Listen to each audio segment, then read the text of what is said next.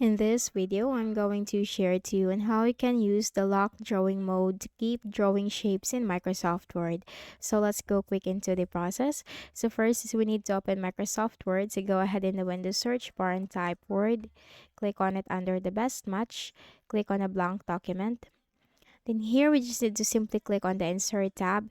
Here you'll find shapes. Click on this drop down. And you just need to simply choose your shape from here. Now let me choose this one, the right triangle.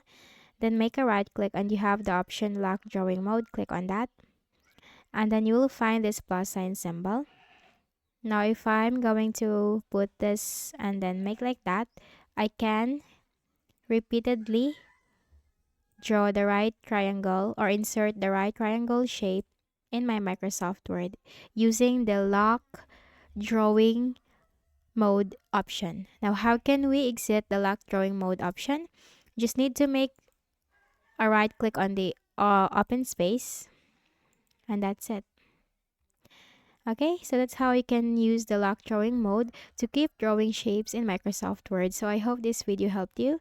Kindly please do not forget to hit the like button and subscribe to this YouTube channel for more tutorials like this. Thank you for watching.